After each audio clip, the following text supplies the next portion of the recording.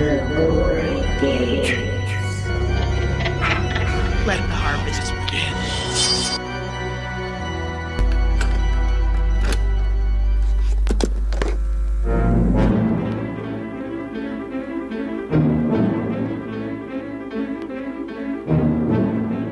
This summer, Walt Disney Pictures presents a motion picture fantasy adventure beyond your fondest imagination.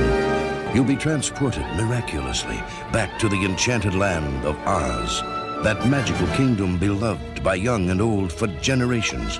It's just a yellow brick. No, Billina, you don't understand. This was the yellow brick road. You'll share with Dorothy Gale the shock of finding everything mysteriously changed. What's happened to everybody? And you'll delight with her discovery of 4 wonderful new friends who band together against a wicked queen and the dreaded Gnome King. This is the Oz you haven't seen before, and this is the Oz you'll want to visit again and again. From Walt Disney Pictures comes a whole new world of entertainment. Why don't we just fly back to Kansas? Return to Oz.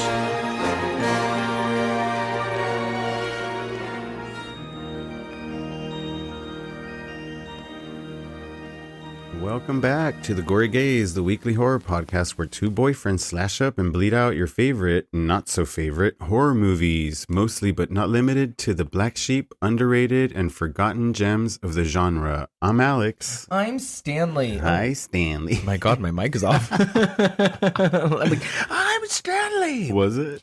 It was just very low. Okay. I'm so I'm sorry. Stanley. Yeah. Hi, guys. How's it going? It's going great.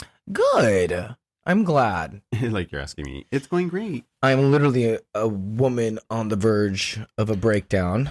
There's so much going on here. There's a lot going on. And it's out of our control. Yeah. All It's the dogs okay. just want to participate. They never want to participate. Mm-mm. But now, this morning, It's a special episode. maybe that's what it is. Guess what? They are just aware that. Today is our anniversary episode. Yes. And also our 44th. It is our 44th episode Yes. and our 1-year anniversary Can you of believe it? being Gory Gaze. I was looking at our story the other day because I was like cleaning up our highlights on Instagram. Go follow us, The Gory Gaze. And I was watching the countdown that we had created that was leading up to this time last year, and how we used all single white female clips and all the songs that were attached to each clip. Oh, it was so much fun doing all that stuff.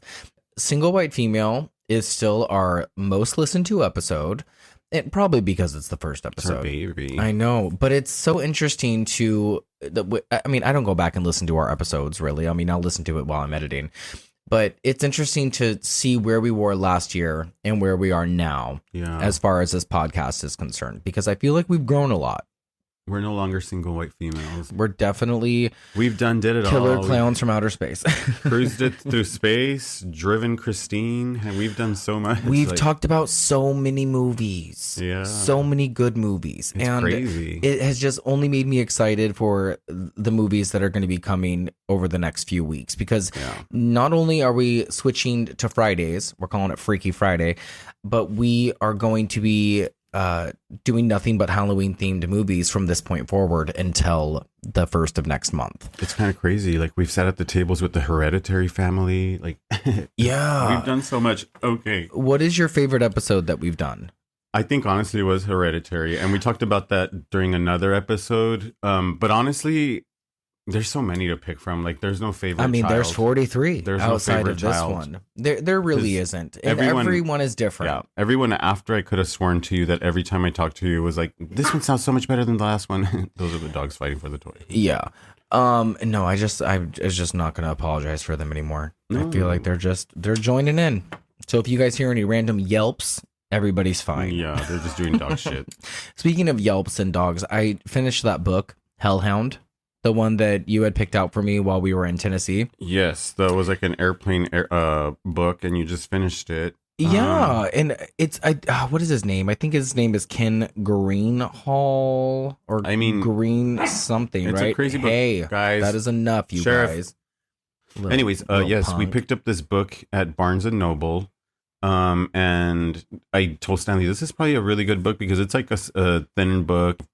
You can probably skim through it during the flight, get a good portion out of it. And he sure did. Like, he basically got almost the entire story, or at least the idea I of the did most plot. of it, and then I didn't, and then I put it down, and Yeah. then I finally finished it while I was in the bathtub the other day. But it's about dogs, and well, really just one dog, and it's told mostly through his perspective and how he maneuvers through his day, and how he needs to like remove certain people to get where he wants to be in life. And it's just such an interesting concept. And they made it into a movie called Baxter in the late 80s. I think it's a French film. And I haven't watched it, and I probably won't watch it because it's not a happy book. Like, it's a really bleak and depressing, and a lot of bad things happen. The dog basically gets rid of everything that's stopping him. But it's like you have sympathy for the dog, or empathy rather, for the dog as well, because I mean, you can't not feel for animals. You know, it's not Cujo's fault. He didn't like get rabies on purpose. Who does? It's not their fault. Like, we were just watching that one movie right now, or finishing up this movie. Oh, we've been trying to finish The Killing Ground for like 2 months. Yeah, and there's a scene where like this dog that's devoted to the guys that are doing the bad shit, you know, once one of them dies, like the dog sticks to them, like the dog would to its owner. But then once that's done, like there's this little baby that the dog then, now becomes, his guardian. And it's kind of weird because once the mean part dies, which is the person that tells the dog what to do, that's bad. Once that's gone, like the dog becomes a good dog. Yeah, that's why I always get really not happy when they show like depictions of violence towards animals in movies, because it's just so hard to watch. I mean, when the dog was headed towards the baby, I literally had the wrong idea. Yeah, well, I know, I think we all did. Because of the owners. Yeah, I think we all did. Everybody should watch Killing Ground, by the way. Yeah. Killing Ground was it was tough to sit through, but it was worth watching. It has a lot of Eden Lake vibes. Mm-hmm. That's what I was telling Alex. Yeah, we mentioned this on one of our other episodes. Killing Ground? Sister 2, yeah, that I wanted to watch Killing Ground, but I ended up watching Eden Lake. Oh, instead. So they're you kind of did like say sister that. films. You Almost. did say that. Yeah, I think that it would. I mean, if you would like to torture yourself, it'd be a good double feature. Fuck that. But yeah, it's on Shudder, which we also didn't realize. Shudder's got a lot of good things out right now. Yeah. Shudder's got a lot of good things. We watched a trailer for that movie Eight Eyes. Yeah, we did. And we've added that to the queue. That shit looks good. Yeah, and they just have like a slew of really good things out right now. There's more coming. Is there? There's more upcoming, yeah, in October. Oh, well, I mean, that's a good time for it. Yeah. That's a good time to get an app like that, to get Shudder or Screenbox or something like that. I cannot believe that it's already the end of September, by the way. Oh, yeah. Like, we're already into October. It's done. Yeah. I'm ready to bring out the Thanksgiving decor. This year has just gone by quick. What? No. We just decorated for Halloween. It's been out for like a month. I know, he really did. Like, literally 3 weeks ago. It's getting dusty. That's so funny. I'm looking up, though, and we have so much Wizard of Oz decor. Like, we have this giant, weird portrait. I don't know the guy's name. I think his name is like Big Chris Art or something like that. Yeah. I'll have to post a picture of it on our Instagram, because this would correlate really well with this episode. But we have that big portrait right there of everybody looking all oogly-eyed and cracked out in Oz at the like Last Supper table. And then we have this picture of Dorothy that my sister had got me years ago while she was at some beach town. And then we have another picture that we got at one of the conventions that has Dorothy's head split open, the tornado's coming out of it, and all the characters are stuck inside the tornado. And there's like a background of the poppy fields are little medicine vials. Yeah, it's like prescription pill bottles. Yeah, it's fucking wild. And yeah, I never really consider just how much of a place The Wizard of Oz has in my heart. Like, when people ask me what my favorite movie is, I usually will say The Goonies or The Wizard of Oz. But if I had a top 5 of just like regular movies, I don't even know if The Wizard of Oz would necessarily fall into my top 5, but I could tell you right now that Return to Oz would. It's just the weirdest thing because the Wizard of Oz is like one of those movies in every single movie, which is the weirdest thing because I think the Wizard of Oz being the only one that we accept where we actually are okay with a witch dying, because normally we don't want witches to die. Like we want witches to live. I think it just depends on which movie you're watching, right? If it's The Conjuring, if it's The Conjuring, then fuck that. Exactly. Yeah, you have movies like this, and then you have movies like Practical Magic where the witches are good, yes, or good spirited, I suppose. Yeah. Movies like this, yeah, you are perfectly okay with the witch getting theirs. And in the original, we need to be very clear that this is a sequel to The Wizard of Oz. The Wizard of Oz came out in 1939. Mm-hmm. This movie was released in 1985. So there's like quite a big gap of years between the original and this one. It's a really good fucking tale. Huh?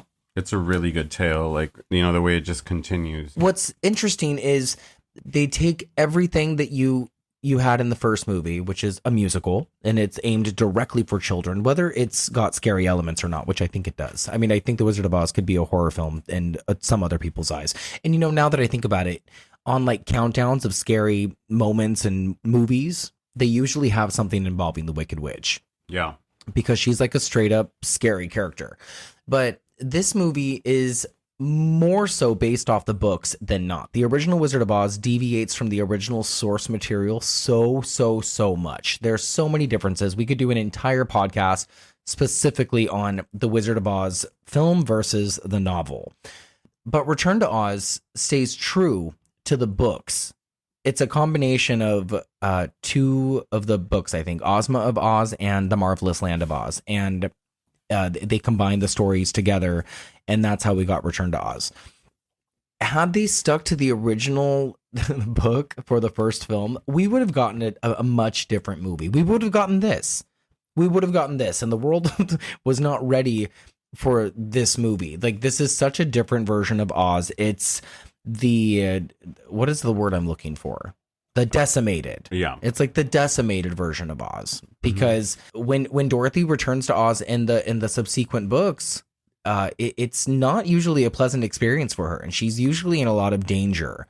And the characters that you see in the original movie don't do a justice. And this movie actually depicts a lot of that really, really well. It's executed very well, and it makes for a very creepy viewing experience, I think.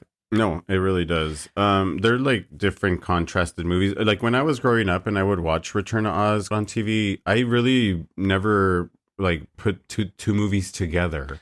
I kind of always figured like Return to Oz was a prequel to The Wizard of Oz because of the coloring in it and the way the movie was made. Like there was no difference from like Dorothy living in her farmhouse to like her going into a forest, which is just green. Yeah, it's the story is set 6 months later than the events in The Wizard of Oz. And you're led to believe at the end of the first film that, oh, there's no place like home. We're good. Everything's fine. But what really is happening is things are not fine. No, but I do like the realistic filming locations as opposed to like the sets from The Wizard of Oz. Oh yeah, they really go all out for the locations and for just like a certain feel. This movie has a really particular feel, and it's perfect for this time of year too. Like you watch this movie, especially the first 15-20 minutes, and it just screams fall. Like you're like watching a movie made for the Halloween season. And I'm trying to think of when they played this a lot on television when I was younger. It was always on the Disney Channel, but I don't know around what time of year. I wouldn't doubt it if it was around this time of year, though. And it's funny because of Jack Pumpkinhead, like him being a pumpkin, it just brings the fall into the movie. That too. And that's from the books, like because the books stick to this plot line pretty solidly. In one of the books where Jack Pumpkinhead brings Mombi back to life or something like that. Well, in the books, Mombi is like this old witch, and she like an old hag witch, right? And she has a little servant person named Tip who is working for her. I think his name is Tip. Really heavily abused, and he's like doing slave labor for this old witch, but he like watches her and like watches the magic shit that she does. And he builds Jack Pumpkinhead to scare her. Mm-hmm. that's incorporated into this movie. Okay, yeah. Yeah, there's a lot of stuff that they kept true to those books. And I have a lot of the books. I just haven't read them since I was a kid. And back when I was a kid, I was so used to The Wizard of Oz that it's hard to delve into what was originally meant to be, I suppose. And I think that's why this movie left sorry guys, I think that's why this movie left such a mark on me as a kid, because it was kind of one of my first introductions to horror. Do you remember the first time you saw this movie? I kind of do remember, yes, because they would show this movie on like Channel 5 back in the days, family film festivals again. And it would be like on in the afternoon. And I remember like watching it almost every single time that it would come on, because I just loved the Land of Oz. But I never paid attention to this movie. Like I would just play it and just watch it for like the characters, like TikTok and the whole like Oz thing. And when they turn around, and then when she builds the little, the couch with the wings and all that stuff. That would entertain me.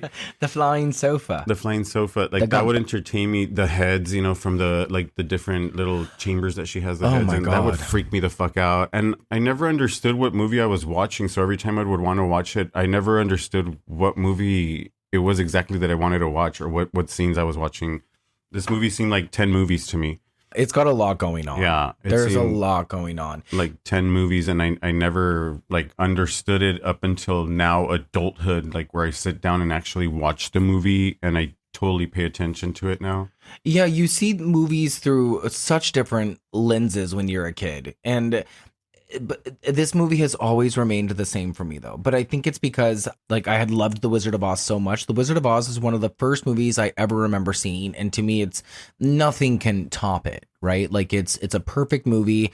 It's got the perfect balance of happy and sad and musical and family friendly and scary. Like it's just a perfect movie. Everything believable and unbelievable. Also, wouldn't you go to thrift stores and little antique shops and just touch everything green? Oh, of course. And and that's because of this movie. Or even in the house. Yeah, and that's because of Return to Oz. When Return to Oz came into my life, I think I was probably 4, and it was probably from watching it on the TV.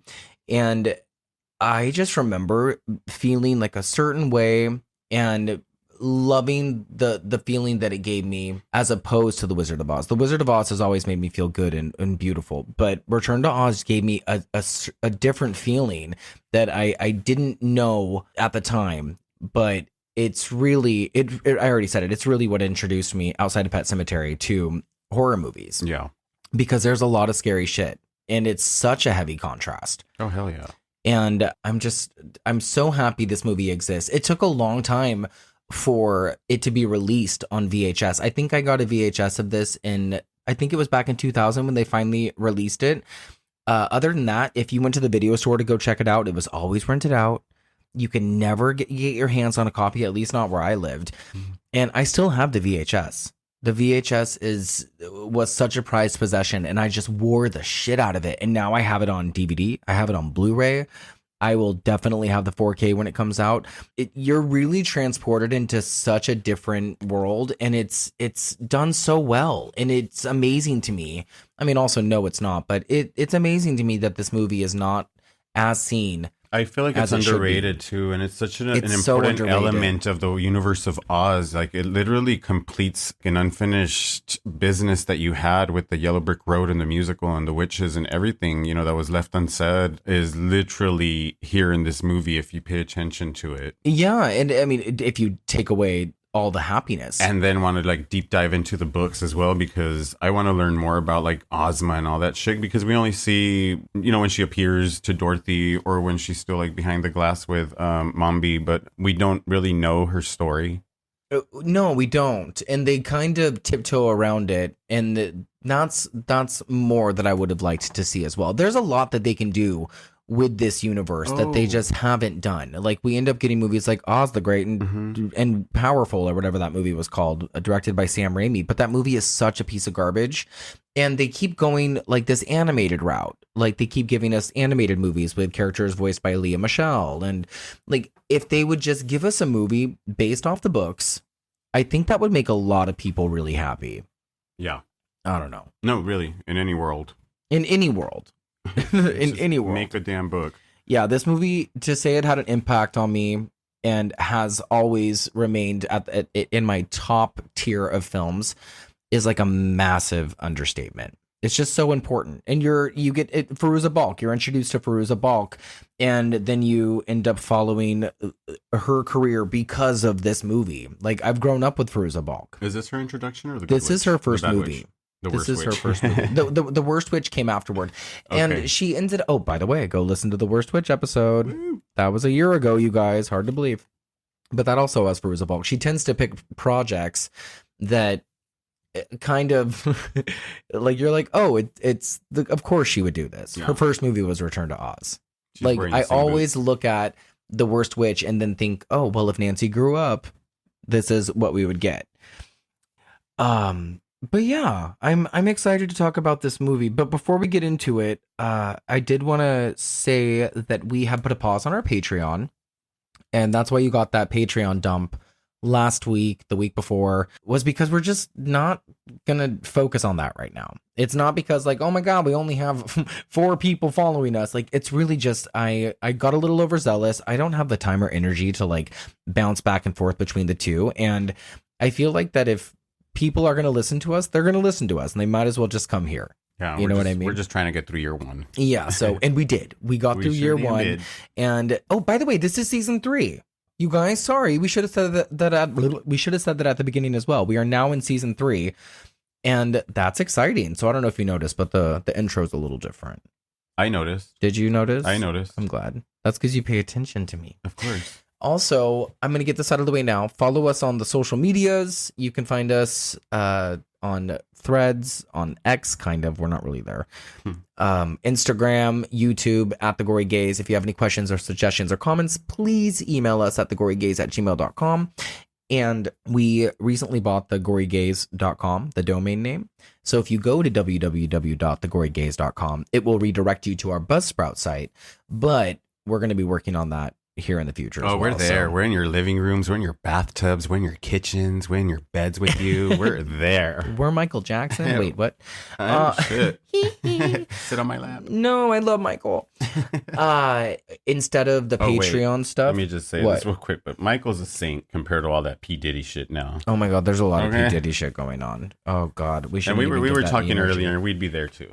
Oh my shit. god, no, that's terrible. Diddy, when's it my turn? Alex has this thing for black men's feet, apparently. No, how dare you? Just Diddy and Jamie Foxx in that one video with the bathrobes. Oh, it was Jamie Foxx. It was That's Jamie who Foxx. it was. Wait, what was I gonna say? I was gonna say something. Oh he's yeah, distracted. I know.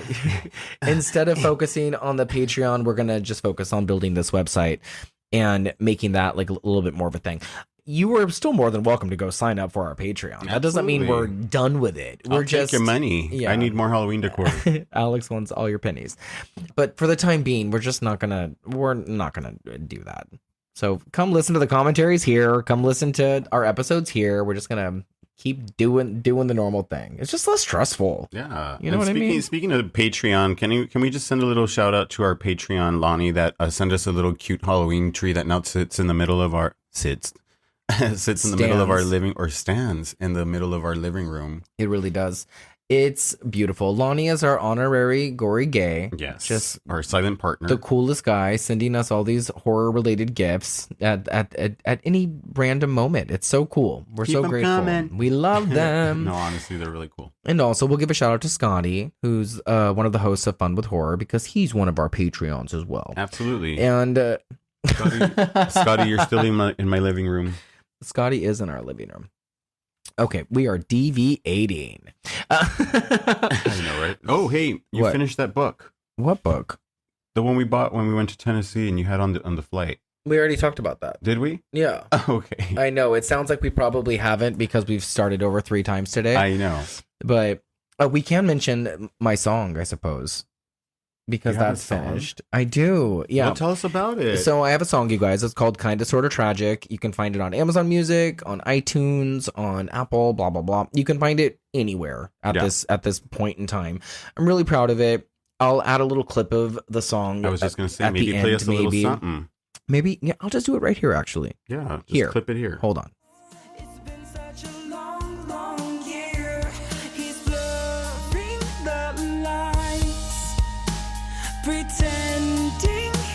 mind. I should have said goodnight and fucking left instead. And now I'm dying alone in someone else's bed. I thought he loved me once, even though we just met. I'm better off alone in case I ever forget. Such a good fucking song, I swear. Yeah, I'm actually going to agree with you. I'm really, really proud of it. Yeah, this I'm song really proud of catches. it. Yeah, I want to listen to it over and over again. Yeah, so that is something. No, really. Play it again.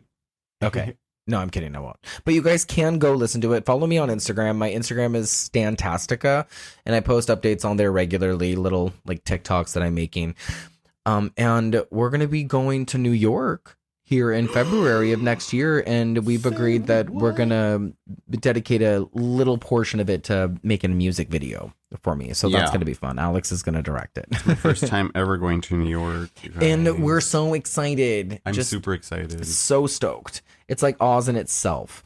That's what people were probably like thinking of when they saw Return to Oz initially was, wow, this looks a lot like New York. Yeah, really? No. You don't think so? I don't know. The sets in this movie are fucking outstanding. So the town is the best. Oh god. When the aunt and Dorothy go into town to go see that's the doctors. before Oz. Like, that's just Kansas. Do you see like the town? That's just Kansas. That's fucking amazing. And I think they just want you to really be under the impression that they are quite literally in the middle of nowhere. Yeah. Let's just start talking about the movie. Let's just fucking do it. I think now is a good time to click our motherfucking heels and talk about the people under the stairs. What do you think? Let's do it. Okay. The people under the stairs. This is a Disney movie. Fun fact I'm sorry to already interrupt you, but this was the first movie to use the logo, like the blue castle. Oh, no way. Yeah. Really? This was the first Disney film to use that. That is such a great, in 1985. Yeah. They didn't come up with that until then. Isn't that wild? Yeah. But this is definitely a Disney movie, and we'll get into that. I think so, because before it was the Walt Disney Pictures Presents like Technicolor with Snow White. That's what they did, right? Walt Disney Presents like Technicolor. I don't even know, but Remember, I know like that the book. titles were always different, though. Oh, how cool. That's such a great fact. Yeah. Speaking of, my pass expired. Oh, yeah. We're no longer pass holders. But we are at Universal, so hey, bring on the fresh. Yeah. Bring on the fresh. I was gonna say bring on the fresh coolness of the like Jurassic Park rides, but it's the fall now. I don't want to get wet. Okay, co-written and directed by Walter Murch. It stars Nicole Williamson. Oh, is it Nicole? I think it's Nicole. There's no E. So Let's say Nicole. I think it's Nicole Williamson. Nicole Williamson, Jean Marsh, Piper Laurie, and Fairuza Balk as Dorothy Gale in her first screen role, just as you had mentioned earlier. Yes. Carrie. The film is an unofficial sequel to the 1939 Metro-Goldwyn-Mayer film The Wizard of Oz, and it's based on L. Frank Baum's Oz novels. Cinematography by David Watkin and Freddie Francis. Okay. Edited by Leslie Hodgson. Music. Okay. Oh. Can we just talk about the music for a while? David Shire, you are a fucking master at the creation that you did for us. This is literally what puts us to sleep every single night. We actually listen to this on a nightly basis. Yeah. It is such a beautiful, beautiful soundtrack. The beginning drum to me, like that whole... Oh, of course. Like, it just fucking sends such a shock throughout my body. Like it gives me goosebumps every single time that it starts. Before we go any further, you had mentioned Freddie Francis as one of the cinematographers. Oh, yes. I wanted to point out that he was really notorious for horror movies, the Hammer films. Also won 2 Academy Awards. And I think that's so fucking cool. He also directed Tales from the Crypt. Oh, that's fucking cool. The first anthology. You can totally see like how the resemblance to some of the creatures that are in Oz, The Return to Oz, like resemble, some of the creatures from like Tales of the Yeah. Oh, he directed Trog with Joan Crawford. Oh, that's nuts. He's directed quite a few horror movies. And as a cinematographer, you can see the horror. I don't know how to explain it. Whatever. You can see it. You can see it. Go on. Okay, now. Yes. So music by David Shire. Release date for this movie, I have June 21st of 1985. It's a Gemini. It's a little Gemini now. Running time on this film is 113 minutes. It's just perfect, I think. Oh, it could have been 3 hours. Enough of you. This could be a series. That's a whole nother movie. The budget for this movie being 28 million. That's a lot of money for a movie. Oh my being God. created. Well, it was originally 21 million, I think. And then when they switched over the heads of Disney, they were like, oh, just give it more money because it's going to make so much money back. But how much did it make? It only made 11.1 million. You guys. Let me say real quick, though, that this has found a new life with new fans because of Disney Plus. So thank you, Disney Plus, for putting this in your vault section or whatever it's called. Yeah, give me a little CPR to the Return of Oz. And I'm going to tell Evie right now, just in case you're listening, which I hope you are, if you haven't watched this yet, you need to, because I am going to keep reminding you all the time. Cool. Yeah. I love that Walt Disney owns the rights to Oz. They have the key, the Oz key, somewhere at Walt Disney Studios in Florida. Oh, that's so It's like awesome. in the wall somewhere in the castle, I think. That's amazing. I said Walt Disney Studios. Also, I remembered meant that Walt we Disney Park. were supposed to get like a Wizard of Oz themed land. It never happened. It never happened. There's a Land of Oz theme park in, is it Iowa? Somewhere. It's somewhere in the Midwest that it only opens like once a year, but you always see these pictures on Facebook or on TikTok or whatever about like the abandoned Oz Park. Oh no, they kill people and turn them into wax. Don't go to that place. And it's not very far-fetched from the plot of this film. Do you want to go over the voice cast? The voice cast. Yeah, because there's quite I mean, I can throw them out there if you'd like. Real Yeah, quick. go ahead because I actually don't have that list. So we have Denise Breyer doing Billina, Sean Barrett voicing TikTok, Brian Henson, who is the son of Jim Henson, does the voice of Jack Pumpkinhead. Lyle Conway does the voice of the Gump, which is the flying sofa. Mm-hmm. Pons Mar is the gnome messenger. I imagine that's the face that shows up in the rocks all the time. Yeah. Your Majesty. Him. She has a chicken. And then Beatrice Murch is Princess Ozma. Does that mean that they had to go over Emma Ridley's voice? They dubbed it over? Yeah. That's interesting. Most I wonder if likely. it's because Emma Ridley had such a thick accent. She's from Australia, I think. Can you leave her alone? Emma Ridley's kind of an asshole. IRL, she's a bitch. And then I want to give a shout out to the puppeteers as well. There is Mac Wilson, who did the puppeteering for Billina. Timothy D. Rose did the head operator for TikTok, while Michael Sundin was the in-suit performer. And the in-suit performer was literally flipped upside down, staring at a monitor of what was happening so he could get around. Like, this was like a contortionist, which I think is insane.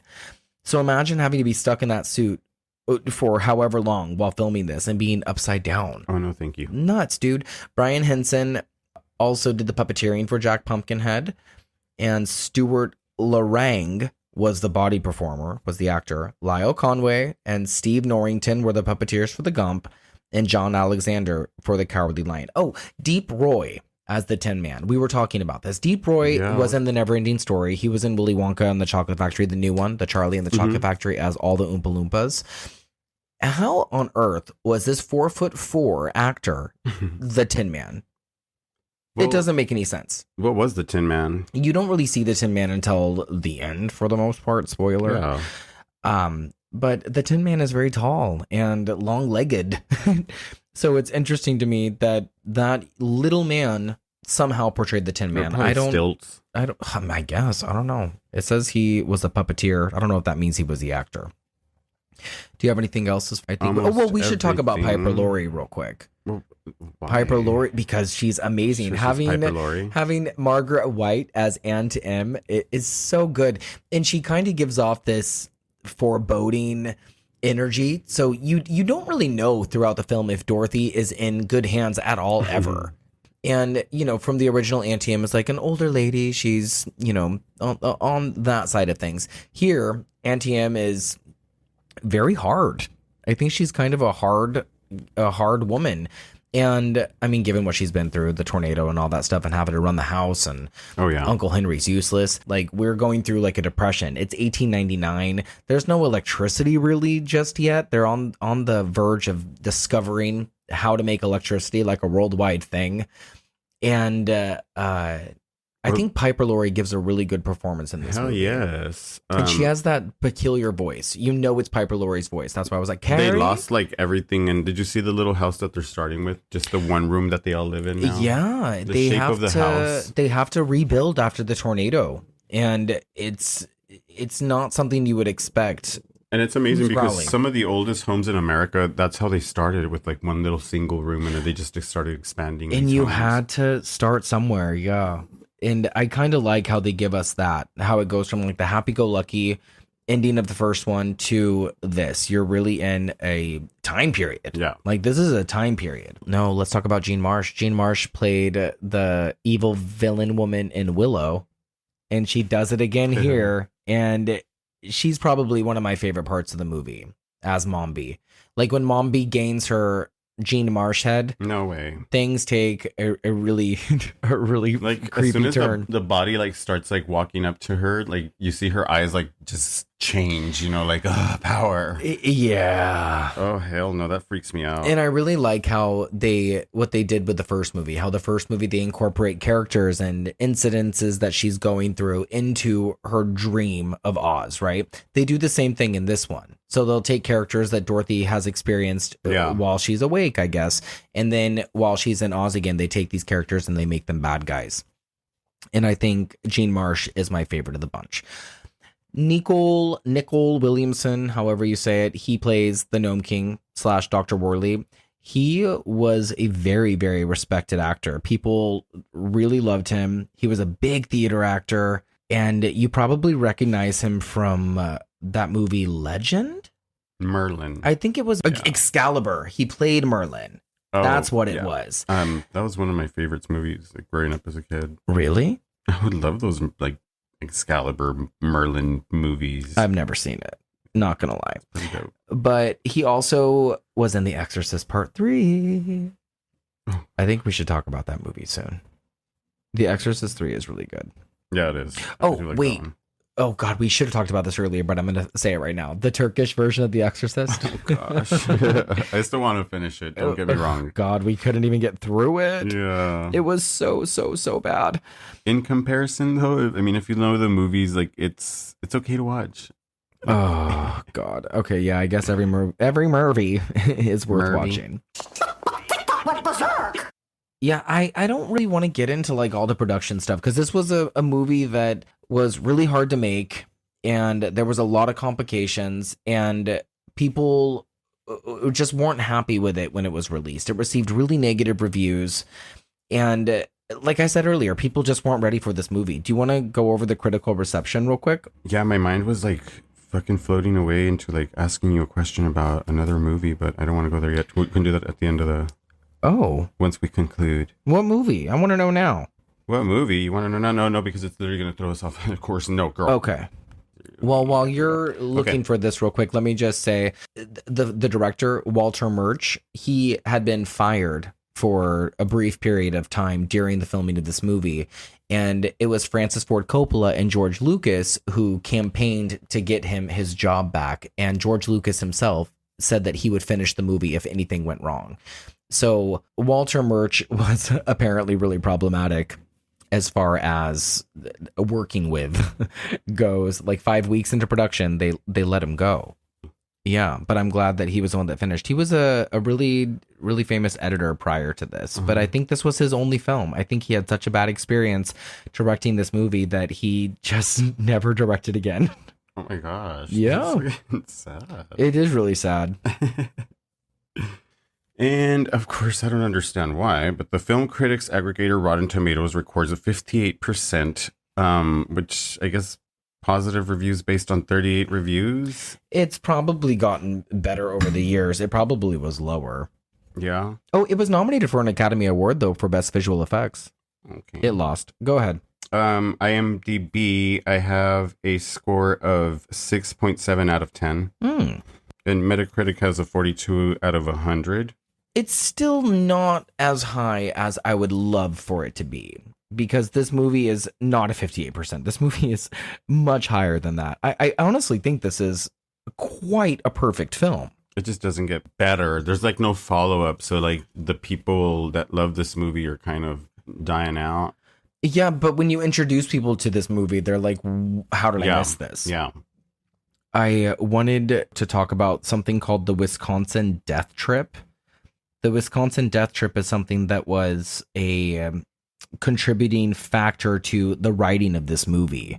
So scary. The whole thing is so fucking scary. Here it is. It's a historical book, and it charts numerous tragic, bizarre incidents that took place in or around Jackson County, Wisconsin, within a 15-year time span, primarily in a town called Black River Falls. And apparently, he took a lot of stuff from this book to use in this movie, because I guess the population of this place was plagued by an epidemic that claimed the lives of numerous children, as well as a series of violent crimes, murders, suicides, arsons, religious delusions, mental illness, and superstitions. When you hear that, and having that been his inspiration to write this movie, kind of tells you who this guy was. Yeah, honestly. But I mean, what a mind, but yeah. But I want to get my hands on that book. And I guess something that we could point out is Fairuza Balk was one of 600 girls from Vancouver who were chosen to audition. Good casting call, because yeah, I don't think anybody else would have done it. She's so bright and brilliant and smart, like with everything that she does, all of her movements and every single idea that she has just goes with her. Yeah. Ugh, it's just such good casting. I don't know what this movie would have looked like with a different Dorothy. But I mean, I don't know if I would have known any better. But even watching this as an adult, she is so capable of carrying a film all on her own. And she does. Like, this movie is completely hers. This movie took 6 months to film. 75% of it was supposed to be shot on location in Algeria and Italy. But due to budget restraints from Disney, they had to move to a place called Elstree Studios. So the Kansas scenes were actually filmed in real life locations over in London, but a lot of the other scenes are on sound stages. And I guess some of the sound stages would get so hot that actors were passing out. Fairuza Balk, at the end of the film, had a heat stroke. And you can see at the end, everybody is so sweaty when they're under all those lights and all the reflections of the mirrors and stuff. How exhausting. Yeah, so I don't feel like this was a fun movie to make. Fairuza Balk and Emma Ridley were only available a certain amount of time per day. I think it was like 3 or 4 hours per working day. So that's all that they could film. So no wonder it took fucking 6 months. Well, there you go. It's like working with twins. Yeah, it really is. The kids from the Killing Ground. No. Ooh, oh my God. Ollie. Oh gosh, I feel like we can talk just so much about this. So much about this. Disney spent approximately $6 million on printing and advertising to promote the film. Ooh. They spent so much money on it. Like, They did. And in its first weekend, it only earned $2,844,000, finishing in 7th place. I think it was a lot of like the missing musical. I mean, people were just expecting like a really happy movie. They were probably expecting something There's no music that they could take their kids to. Mm-hmm. And we're telling you right now, if you haven't gotten the hint yet, that there is no musical numbers. There is no Munchkins. There is no nothing from the 1939 film. You are instead going to be taken on a rather unusual and dark journey. There's no apples. There's lunch pails. There's ham sandwiches. A ham sandwich. That's probably one of my favorite parts of the movie. This movie is very quotable as well. How cold is that sandwich? She's so happy. I know. Yeah, but this movie was not. It was not promoted probably in the right way. Even the trailer kind of makes it look like you're in for a fun-filled family adventure. You're not ready for the scary parts. When the scary parts happen, they're kind of like, oh fuck, like what? This is a kids movie. This movie's rated PG. What? Kids movie that's preparing us for life. It's fucking nuts. The silver shoes. Because originally, in the original books, they're silver shoes. They're silver slippers, not ruby slippers. So Disney had to buy the rights to the ruby slippers from MGM in order to use them in this movie. So now I think the rights to the ruby slippers are now Disney. That's why they made this movie, because they had the rights to the Oz films or the Oz name or whatever, and it was about to expire. It was 100 years already? It had been quite a while. They only had like a certain amount of time that they could own the copyright. And before it expired, they wanted to do something with it. So it took a long time for this movie to come to. I thought it was 100 years. I think that's when you're able to take something into public domain. Yeah. That's what it is. Yes. Yeah. Like Steamboat Willie. That's why we're getting those fucking terrible Mickey Mouse murder movies.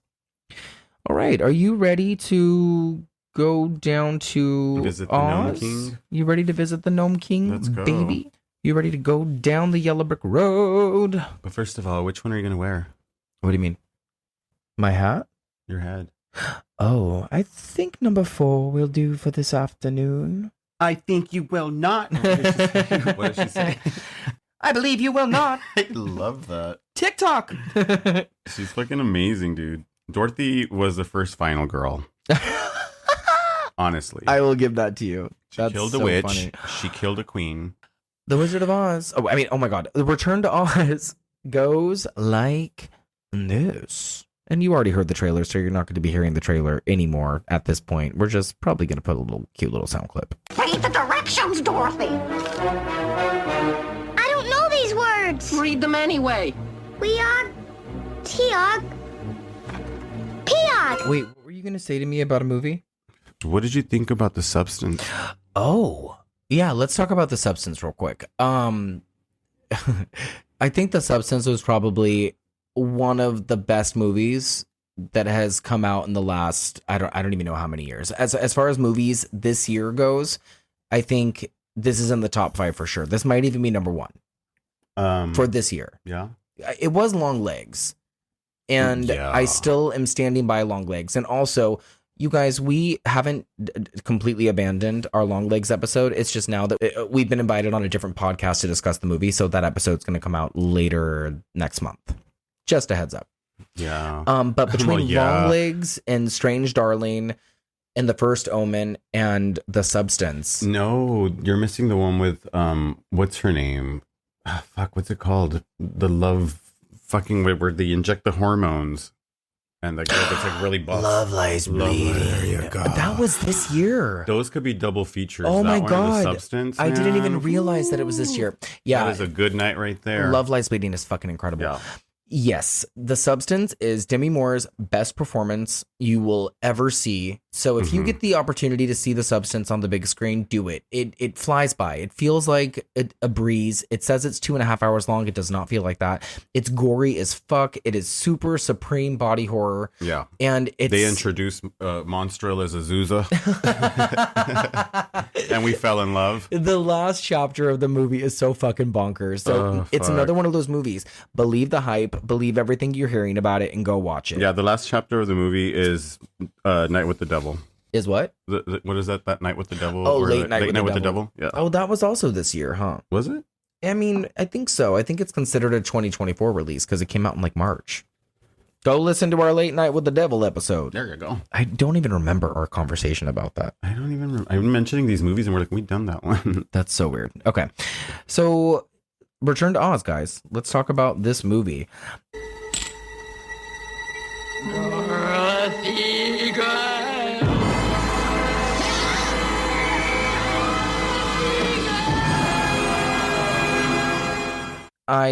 My first note was the logo is really cool, and that was before I even knew that this was the first time that they had used it. For this movie? Yeah. That was my first note of the film. So we open with David Shire's masterful music, bright emerald title cards, and a beautiful tracking shot that starts inside of a mirror. And that sets the tone for what we're getting ourselves into. And we have melancholy strings, and we settle on a very different Dorothy. For one, Fairuza Balk was like 9 years old. God damn, girl. So you are now looking at Dorothy as a little girl. In the original film, she's played by 16-year-old Judy Garland. Amazing performance. It's amazing. I have nothing bad to say.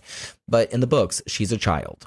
So that was another thing I think that people probably had a hard time grasping onto was you went from Judy Garland to an actual kid. And a lot of time people don't like watching kids in movies. But see, Judy Garland was like a little bratty, spoiled, like, I want to get out of here because I deserve a bigger world type of kid. Oh. And this little Dorothy Gale, like, she's fucking depressed as fuck. Like, she plays depressed so fucking good. And those violin strings that you're mentioning from the opening playing along with those big old Fairuza eyes, you know, like... her turquoise eyes, I mean, man. it's fucking gorgeous. And, like, the moment from the stars, you know, like, you get that shot of the star. Oh, it's the mirror. Yeah, it zooms out from the mirror. I always think it's a window. Because it looks like a window. The mirror looking at the window. Yeah, that she's looking at the mirror. She's so depressed she don't even want to fucking look at the window. Yeah, it's really late. It's late at night when the movie starts. It turns out it's like 1 a.m. and Dorothy is not able to sleep. And we find out very quickly from Aunt Em, who comes in to like basically chastise her for not going to sleep. Mm-hmm. We find out that they're about to take her to a doctor that is going to perform electroshock therapy on her so she can start sleeping again, because Aunt Em and Uncle Henry are calling her dreams about Oz nightmares, and they're making her feel like that this is something taboo to talk about. They're kind of making her to look like a lunatic.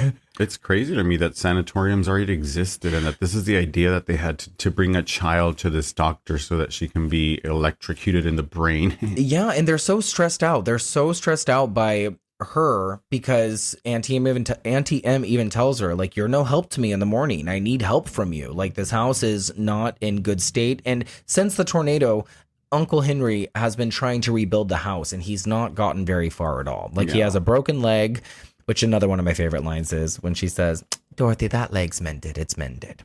And I don't know, this aunt just wants Dorothy to throw hail bales like on her back or some shit and just like transfer wood from one place to another. Yeah, like she's in like a slave camp. Yeah, exactly. And you didn't get that idea in the first one. You didn't get the idea that Dorothy was like in need by she the was adults. bratty. She was just like Fresh Prince of Bel-Air living in fucking her aunt's house. Why are you so against her? Because she was just like a brat, to be honest, in comparison. This movie just changes that channel. Yeah. Like, it really makes you look. Just so you get the idea. Not that I have anything against Dorothy. I fucking love that movie to death. But honestly, both the dynamic between both characters in both movies is like, one is super depressed as fuck and the other one is the one that's woke. Yeah. Okay, like little Dorothy Gale in The Return of Oz is woke as fuck. Well, she is in such a weird position because her experience in Oz in the first film was not a terribly bad experience, aside from the witch and the flying monkeys and, you know, that kind of stuff. But it was a good experience, enough for like there to be musical numbers. She's now been gaslit into thinking that it was not a good experience, and she should not remember any of this. And it's also something to point out that Auntie M is doing everything on her own. And so she is very much in not a great place either. She does need the help. So, if our last resort is to brain shock this bitch into getting her shit together, whether she's 8 or 9 years old or not, like, we're going to do it so she can help clean out the farmhouse. I don't know, she has a little Latino in her. Oh, God. She's putting all that family to work. I was not able to sleep at all when I was a kid. So I think that's something I related to when I would watch this. I would watch this and think, oh God, like, at least I'm not the only one. Well, you needed to go visit Dr. Worley. Oh, Dr. Worley. Dorothy sees a shooting star from her bed. That's how this movie begins. So after she is like accosted by Auntie M and made to feel like a piece of shit for not being able to sleep, she sees a shooting star, and she is convinced that it was probably a message from Oz. And while she's out and about the next morning, not helping Aunt Em, just like chasing around her chicken Billina, who we're going to talk about, she ends up finding a key.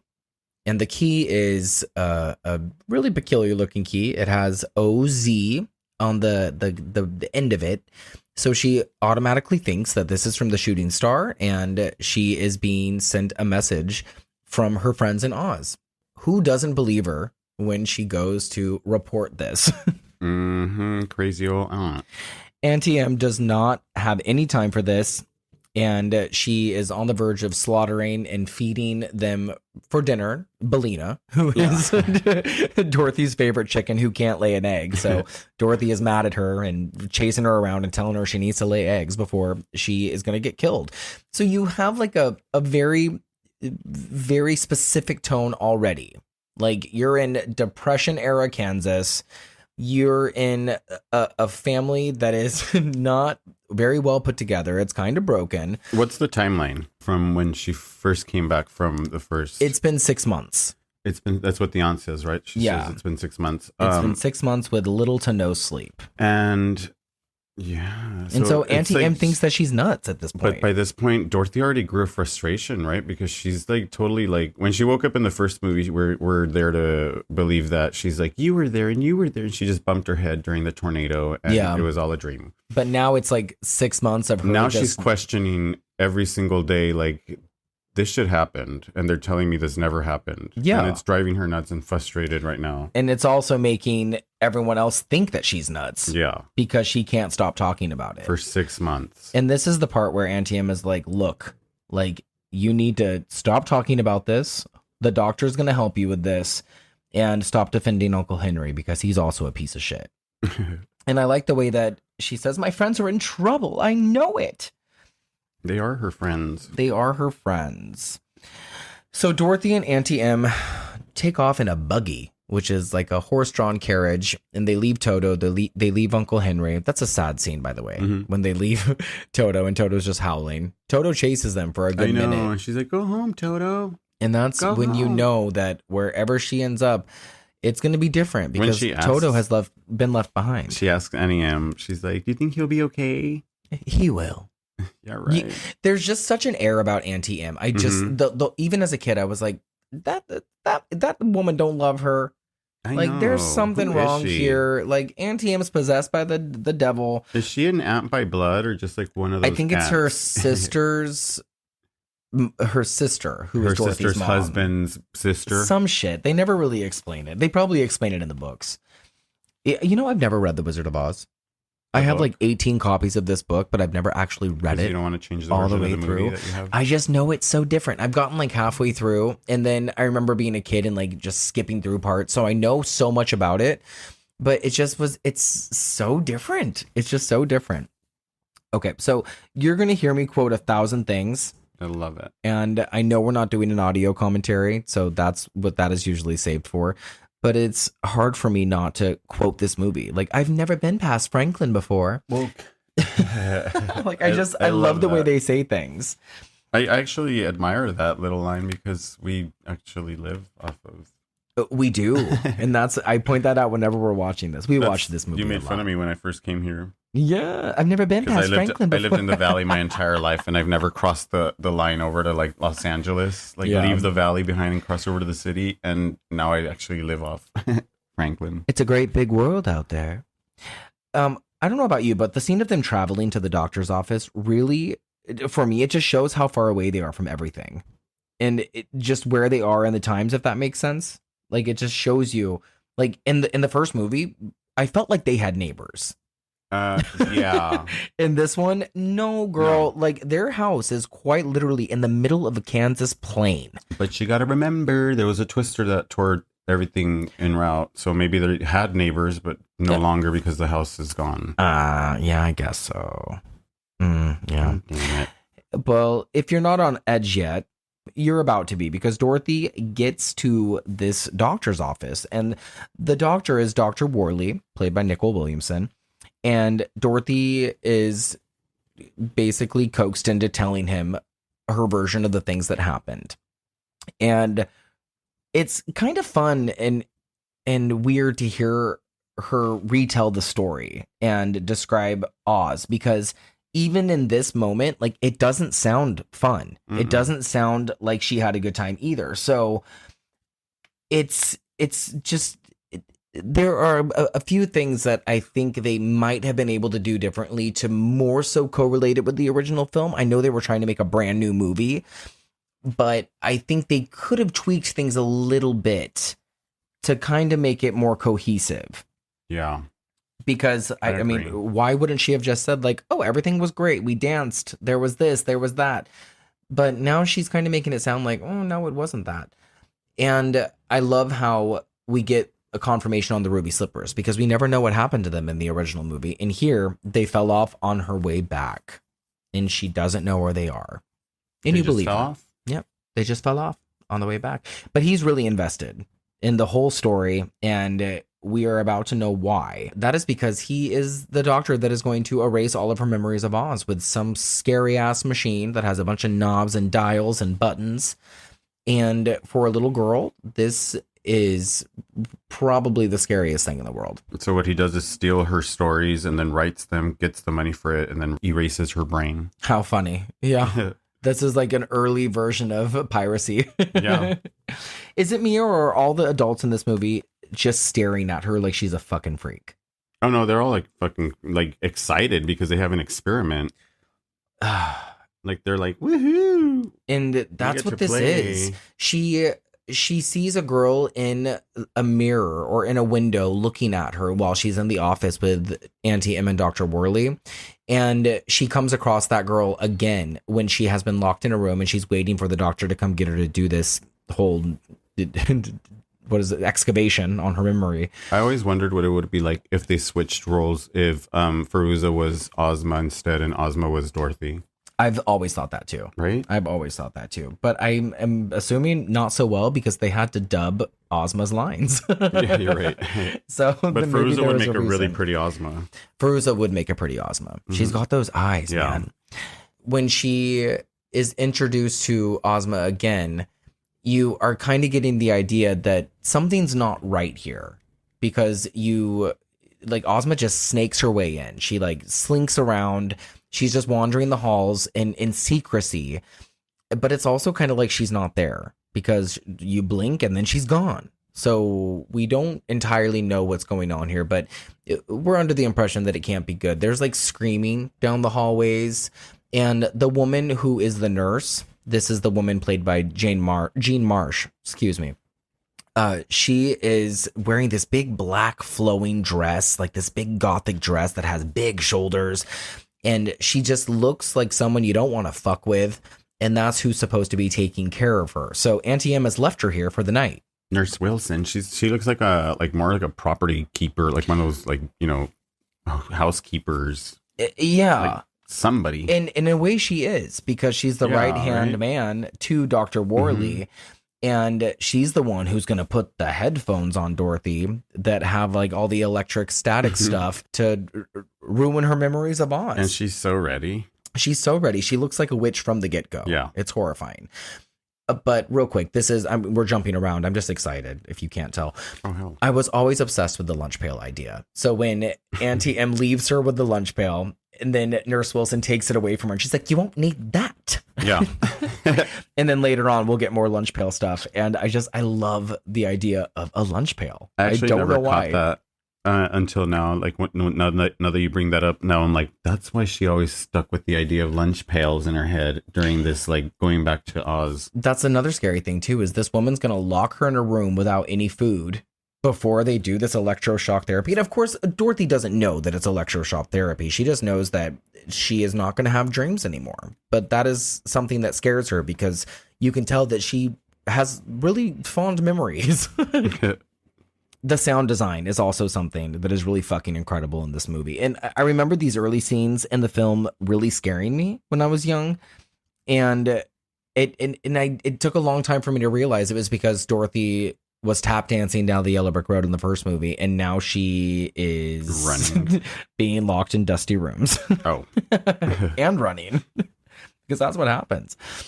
So yeah, she meets Ozma. That's when Nurse Wilson comes in and straps her down to a fucking bed and drags her into another room. Yeah, and takes her to go get her brain sucked out.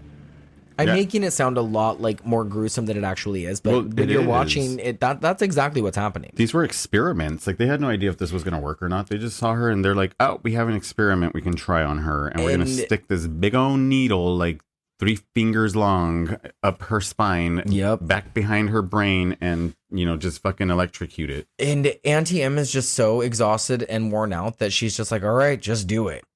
Yeah. That's like, this is our best bet. Ugh, it's so crazy. It's so creepy. So what happened? The idea of that. Oh no, it's nuts. Yeah. There's a part where Fairuza says, "Did I hear somebody scream earlier?" And Nurse Wilson says, "No."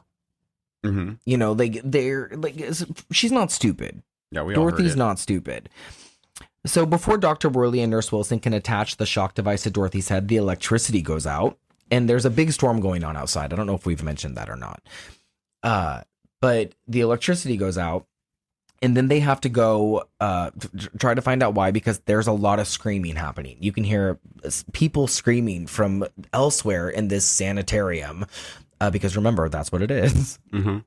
And before we go any further, I just want to remind everyone that this was played on the Disney Channel all the time for young children to see.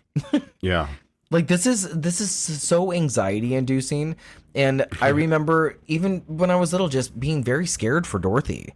Like, I never felt like Dorothy was in imminent danger in the first movie. But in this movie, you have Dorothy being chased into a storm by a scary woman. And it's like raining and there's thunder and lightning. And then she ends up in like this raging river water. And the other girl drowns. And then Dorothy is in this like makeshift crate thing that she's floating on to get away from this woman. And she doesn't really understand why she's being chased. She doesn't know that they're really going to like shock her brain, right? No, really. Like, that's what I'm saying. This is so gruesome. And just the idea of them doing that, it's an experiment, for God's sakes. They have no idea if it's actually going to work. Yeah, they say too, when Ozma comes to rescue her from the room before they escape, she says that they are damaged patients who have been locked in the cellar. Mm-hmm. So it's the failed experiments who are in the basement. They're the people Under the stairs. Like, what? And it's everything that Dorothy's questioning. Like, when she's questioning Nurse Wilson, she's like, lie down. And Dorothy's like, I'd like to sit up, if I may. What did your aunt tell you? Yeah, exactly. And then she's like, to do what you tell me, Miss Wilson. Like she just Then keeps, lie down. Stop. That's scary. And then she's like, why do you have to tie me down? Like, she just keeps questioning every single thing. Came all the way from a town on a buggy, and I didn't fall off. Exactly. She's like, so you don't fall off. And she's like, came all the way from, and she's just like, just spitting it back. Dorothy, shut up. And she does this too. She does this later while she's in Oz. Like, she with keeps everybody. asking questions. Yeah, Dorothy is a little badass. Love it, love it, love it. She's like, oh, the doctor comes in. She's like, hello, Dorothy, how are you? She's like, I wish I wasn't tied down. Oh, no, it's just a precaution.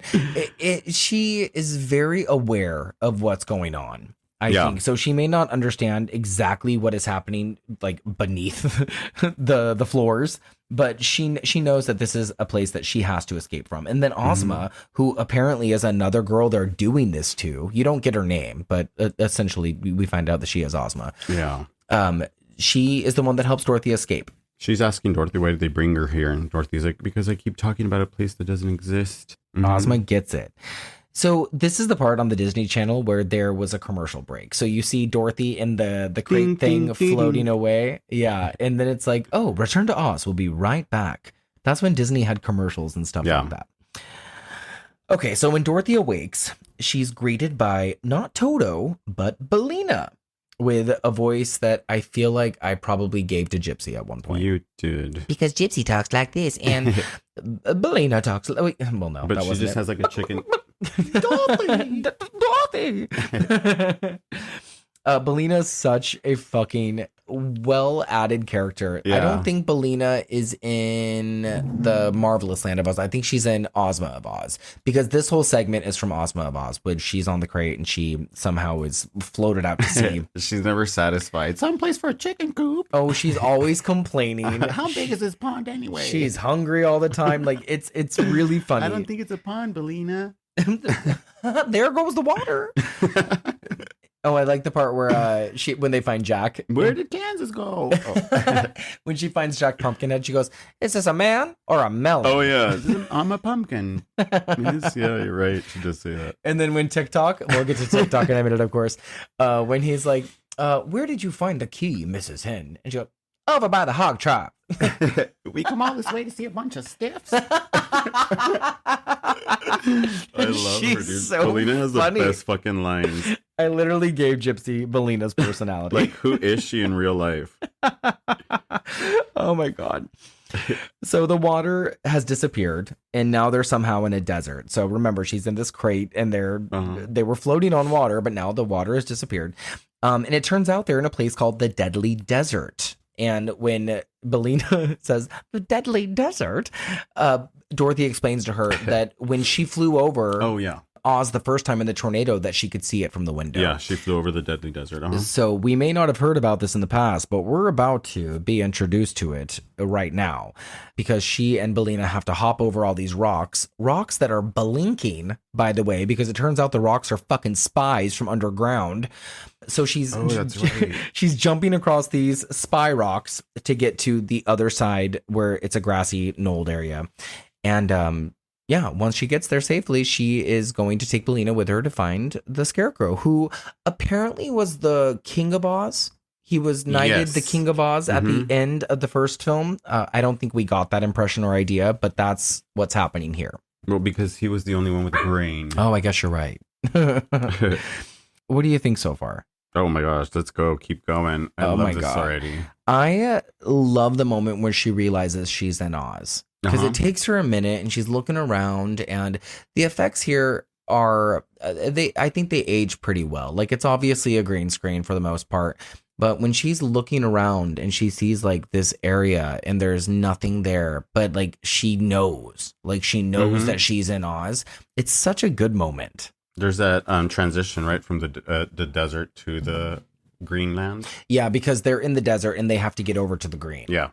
We come across a lunch pail tree here in a moment. And this is probably, I think I already said it, it's my favorite part of the movie. Where she goes, "Look, Billina, a lunch pail tree." And then... and we're supposed to know what they are because according to that idea, right? There was lunch pail trees in the last movie. Sure, I guess so. But also she had, I think what I think is happening is they're incorporating things from what had already happened. Life. When into they this. gave her the lunch pail, right? Yeah, you won't need that, but actually she needs it because she's hungry and she wants a ham sandwich. And that's what I was saying, like how funny that stuck to her when she went into Oz again, the lunch pail shit. Yes. And there's no slapping trees. There's no slapping trees. Instead, those are replaced by the rocks. You get like the rocks that are following her around. Every time there's a rock, it has like a face and it's watching her. It's so scary. And they're reporting to an unseen villain who is unseen right now, but he is the Gnome King. And the Gnome King has been awaiting for her to come back, but also doesn't love the fact that there's a chicken with her. Yeah. So Dorothy continues on her journey throughout the Oz area, and she finds her old house. And I think that this is a missed opportunity. I think that she should have went inside. I think so too, but I do like that she looked into the window. And in there was the kitchen. Yeah, because what would have happened if she does go inside? I just wanted her to go inside. I don't know. Me too. Like, I always just wanted her to go inside. I would have went inside. Yeah, I would have gone inside too. And I slept in there for like one night and then like continued the next day. I like it when she points out the part of the house in the front where she says, "That's where we landed on the Wicked Witch of the East." That's fucking cool. And this is where she realizes that this Oz is a little bit quiet. There are no munchkins. There's nobody greeting her by song. And then she comes across the Yellow Brick Road, and the Yellow Brick Road has been decimated. It's like someone took like a power drill and just jackhammered their way down because all the bricks are loose. It's just in shambles. And then we have Billina. That's just a yellow brick. So Billina, yes, we know. Oh, Billina, you don't understand. This was the Yellow Brick Road. And look at It's just a yellow brick. It's just a yellow brick. You're like, Billina. She's always stating the obvious. She's the necessary person that we need just to like, yes, Billina, you're right. She's our voice of reason. If I pull, the door will open. Billina. Yeah. She's always well, right. What are you waiting for? Pull the door open. You know. The key. So Billina and Dorothy are running down the Yellow Brick Road to get to Oz. And this is where the rocks report back to the Gnome King. And they're like, she has found the Yellow Brick Road. And now she's on her way to Oz. And then you hear the Gnome King say, "Oh, well, she won't get past Mombi." Yeah, we don't. So we're going to get introduced to Mombi in a second. But I have one complaint. In the first movie, and I always base the first movie and then this, it takes her nearly the entire movie to get to Oz. Yeah. In this movie, she runs for a good 3 minutes and she is like in Oz. She has one lunch pail. And she's like at the Emerald City. Yeah. So I always thought that was kind of silly. Like, what, dude? You're already there. Like, you got there. But then I realized that's not what we're focusing on. We're not here to see the wizard. We are here to find the scarecrow and figure out just what exactly is happening. This is just so opposite from the first one. Like, and also everyone is turned to stone. That is something that we need to really implement here. Because this is like the scariest fucking thing. The entire population of Oz has been turned to stone. And wherever they were seated last, that's where they are now. There is a bunch of dancing women who are headless over in one part of this rocky area, and everything's vandalized. You see paintings that say "Beware the Wheelers." So we don't know what the Wheelers are, but you're supposed to look out for them. And just with the music that is happening at the same time, you are really transported to just a scary place. It's always children are not welcome here. I would always confuse this with like a Medusa movie. Like, I don't know why these people were like in stone. Oh, that's a very good or everything comparison. Yeah, because you don't know why they're stone. Yeah, you don't know why they've been turned to stone just yet. But also, all the emeralds have been taken away too. So what once used to be like a shiny kingdom, those have been removed. So now it's just a gray, dull, lifeless boneyard. And she even finds the Statue of Liberty. Oh my God. New York on the mind.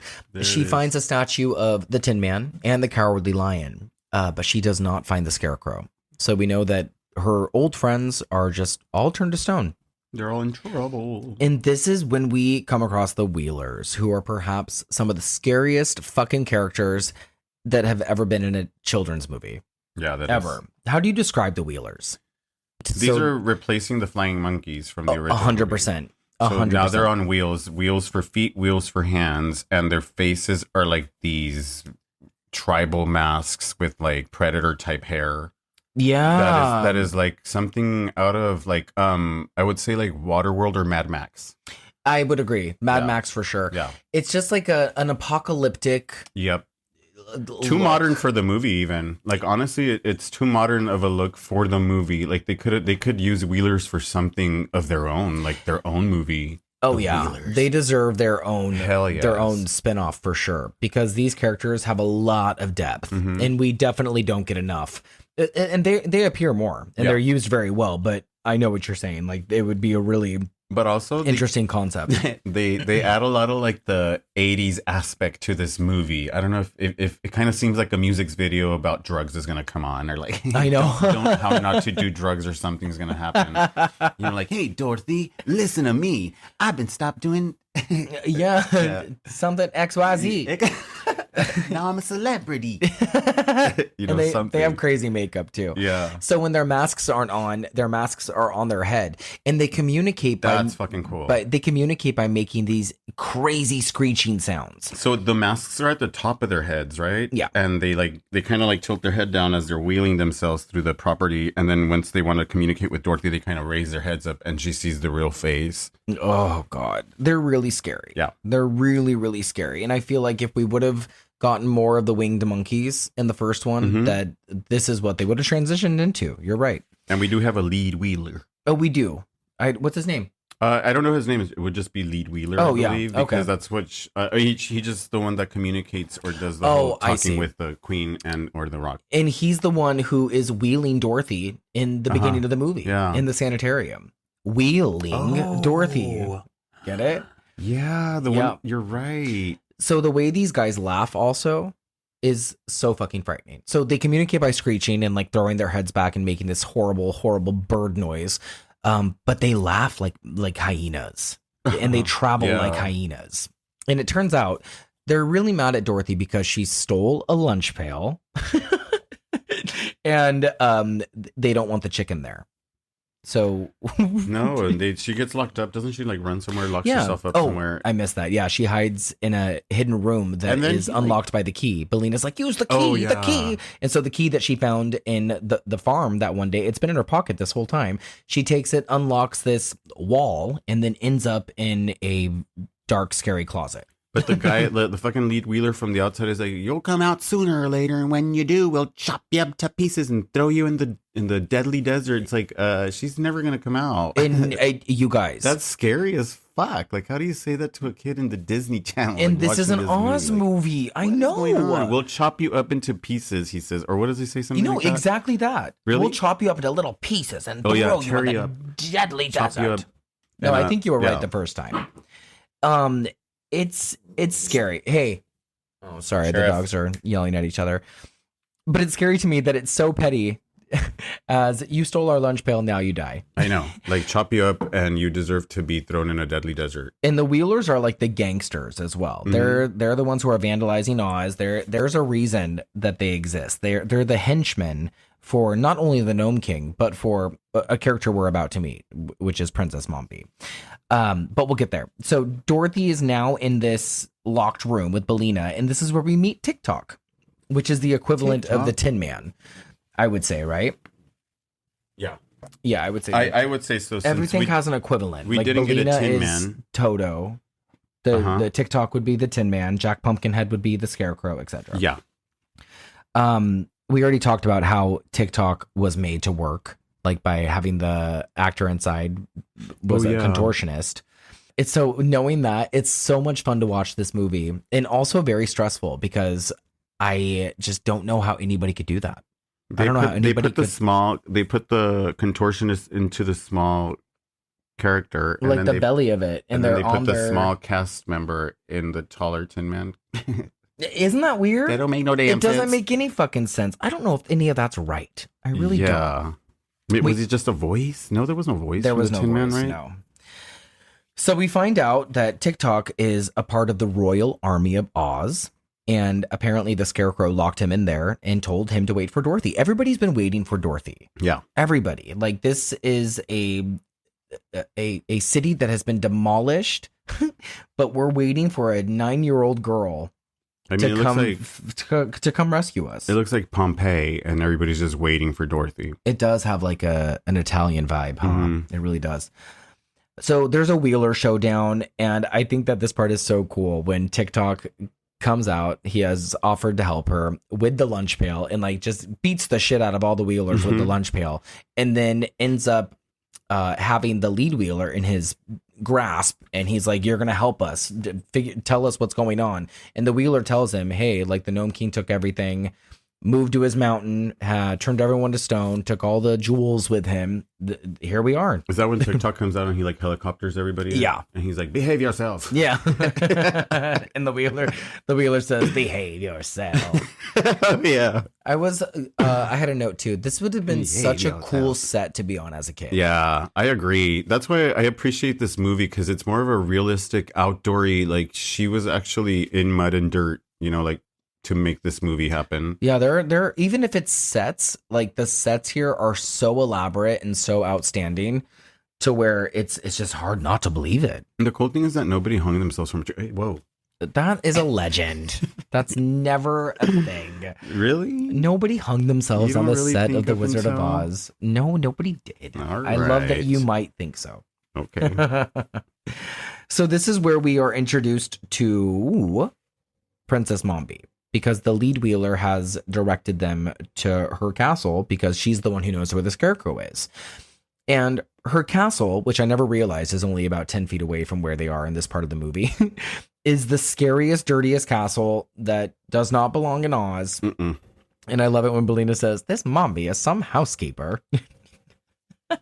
Everything is just in spiderweb. Yeah, everything is so dirty. Oh, she's playing a mandolin. That's amazing, dude. And like, yeah, really, like, that's just that was just the front of the house. But once you go into that one big glass room. Oh, like, there's gold plated mirrors. Yeah. Everything is mirror. The floor, the ceiling, the walls. I have no idea how they did this, but they did this perfectly because you see everything the way that it's supposed to be seen. There are no reflections. There are no mistakes that anybody can find. It's kind of like stepping into that carousel from The Haunting. Oh, yes. I will agree. That's probably the best part of the movie. Yeah. So we meet Princess Mombi. She is an evil witch, and she tells Dorothy, like, hey, come with me. I'm going to change, and then I'll tell you more about what happened to the Scarecrow. So her friends stay in the little foyer, this grand mirror foyer, and she takes Dorothy into this hallway, and there are heads and cabinets that are lining the hallway. There's like 30 heads. Gonna go change into something more comfortable. Or... something more comfortable. That's fucking scary as shit. And this is perhaps the scariest thing that you could possibly see as a child as well. It's literally a hallway of heads. Mombi opens one of the cabinets, replaces the head that she currently has on. So she has to like take it off and put it back. And then she goes and gets another head from a different cabinet. So this is what she does. She goes and she just like switches out heads on a daily basis, like one would change out clothes. Like a mood ring. Yeah, I like that. Again, I love it when Dorothy introduces herself and these people, like even these like mystical heads, they all know who she is. Yeah. Like she's famous. So she's like, I'm Dorothy Gale. The head, it clicks on and then she says, Dorothy Gale. Oh my gosh, that voice. Yeah. That is so scary. Like the look in that face, that Mombi face is so scary to me. Head number 4 is scary. I'm telling you, when that body is approaching that face and the way that the eyes just look at the body like, oh my gosh, it's my turn. So Dorothy is subsequently locked in a tower, and this is another dusty, cobweb-filled place that just carries remnants of an Oz from long ago. And she looks out the window and sees a mountain in the far distance across the deadly desert, and this is what is the Gnome King's mountain. Oh yeah. Ugh. And see the messages in these movies already as young kids that we were. What Mombi tells her is, you will be rather attractive one day, not at all beautiful, you understand, but you have a certain prettiness, different from other heads. Just sending little messages to us of how to think of our own selves. Oh, sure. As kids growing up. It's kind of weird. Yeah, and we didn't have 30 heads that we could pick from. No. Like this bitch. She's honestly the scariest character in this whole movie. Like, it doesn't matter what head she's wearing, just like the spiky shoulder things that she has. Oh my gosh, the sound of the crystals when she's walking away, like it just sounds like, glass banging against each other. Like, it's just like such a really well developed character for this movie. I really think so. I like when she's in the tower and she sees a painting of what I'm going to call the Royal Three. She sees like the Tin Man, the Scarecrow, and the Cowardly Lion. And they have really like crowns. Like that. Yeah, and all of these artworks or art pieces rather, and the way that Dorothy is dressed and the way that this looks is very similar to the original illustrations of the original book, by the way. So there's like a purpose for this. That's how the Scarecrow was drawn in the early versions of the book. So I think that's really neat. Okay, so we meet Jack Pumpkinhead, who is the cutest character, but so scary looking. And I can only think that he was an inspiration of Jack Skellington. I feel like that there was inspiration there. Mm-hmm. I believe so. Another he looks like Disney the Pumpkin movie. King. Yeah, in a way.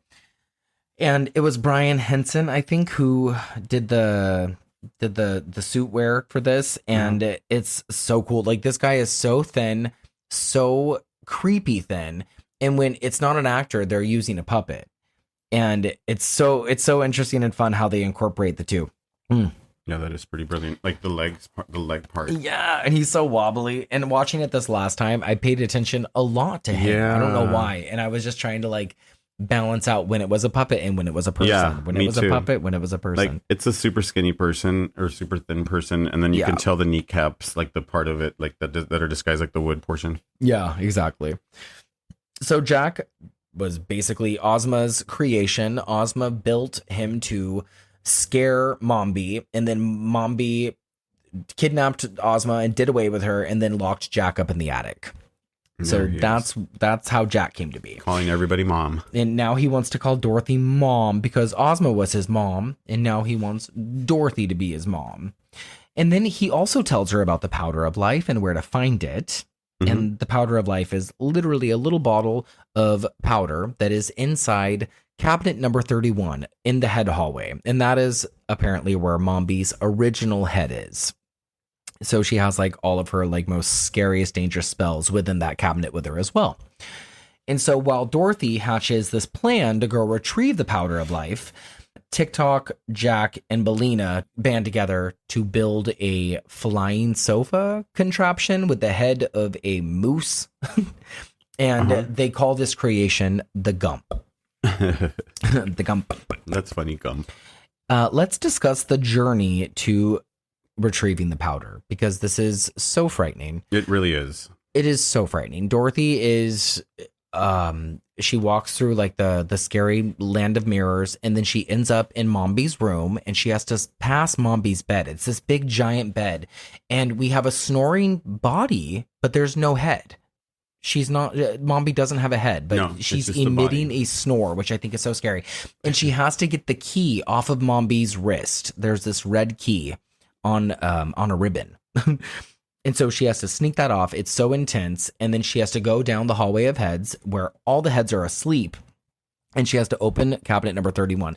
Cabinet 31 is the only one that you can't see in. It's just a mirror. Yeah. Did you notice that? Uh-huh.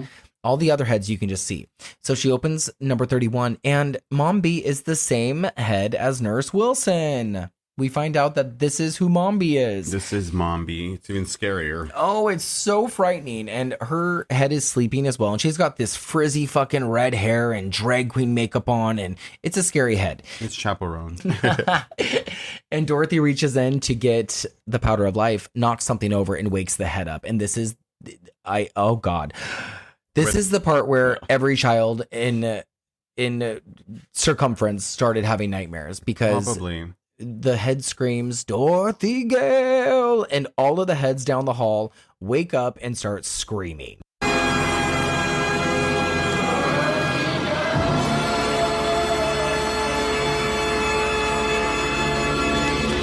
Like they just screech. Just Like they're screaming. screaming. And it is the most horrific moment in any movie, not even just a kid's film. But Dorothy has to run down this hall as all these heads are just screaming and gaping eyes at her. And you don't know what the fuck the scariest part is. The headless body coming after her. I mean, the head screaming, or the voice. To me, it's the voice. I think the voice as well. Right? Because Dorothy Gale. yeah, she sounds like the preacher from Poltergeist 2. Like, why? Yeah. I mean, at this point, they just wanted to scare whoever was watching this movie. Yeah. It is so scary. And then And the whatever headless... she's yelling, Oh, you can hear her still yelling yeah. while Dorothy's running through the house. Yeah, she's saying stuff like, "Where is my powder of life?" Dorothy. Yeah. Oh, she knows. She knows that Dorothy is there to end things. So there's a ghostly apparition in the mirror who helps Dorothy find her way out of the mirror maze. And I've already used this word a lot, but this whole scene is just stressful. Yeah. It's very stressful. And she gets back upstairs and she recites the spell of the powder of life. And just as it takes its effect, Mombi throws the doors open and intervenes. But she's too late, because they have jumped on this flying sofa and are now flying towards the Gnome King's mountain. Yeah, Gump is already flapping his palm tree wings. I had his name as the sofa thing in my notes and didn't even realize that he was called the Gump. Gump? This whole time. All my notes are so scattered. They're flying over them. So they're flying over the deadly desert, and the Wheelers are after them. That's where we are now. Mm-hmm. And then there is a shot, if you pay attention, as we cut back to the castle, and you can hear the mandolin, and it just does this interesting slow zoom on the castle.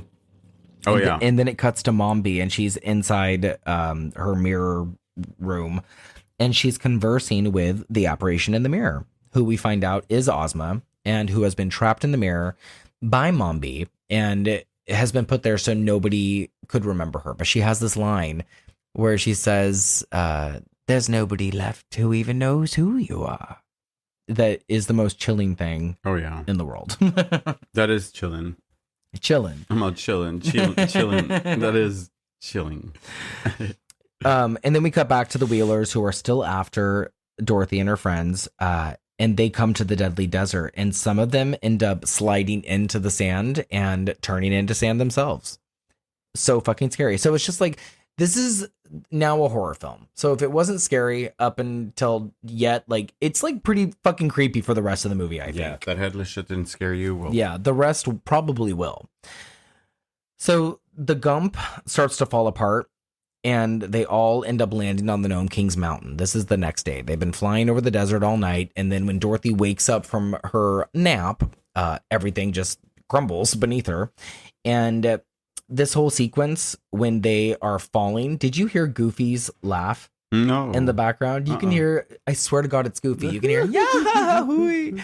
I'll play it for you afterward because I swear to God, every time I see that, I like, look, I do like this thing where I'm like, what the fuck? Maybe it was Jack Pumpkinhead. And maybe so. I also love the pick me up stuff. The pick me up. Oh, yeah. Pick me up with TikTok because he always ends up in a position where he can't stand up and has to have somebody help him. Yeah. Upside down turtle. I use it in literally everyday conversation. I'll say, pick me up, or I'll talk for Gypsy and say, pick me up. So the Gnome King is surprised by Dorothy's arrival. And I love how the rock messengers who are like coming up to spy on them, when they report back to him, they refer to Dorothy's friends as her small army. Oh, yeah. And she has brought a small army with her. They're always like, they never underestimate her. Like they're just about to, and then they're like, oh, like she's fucking gotten this far. It's like Dorothy and her class of rejects, but they're all threatened by her. This is the island of misfit toys. Yeah.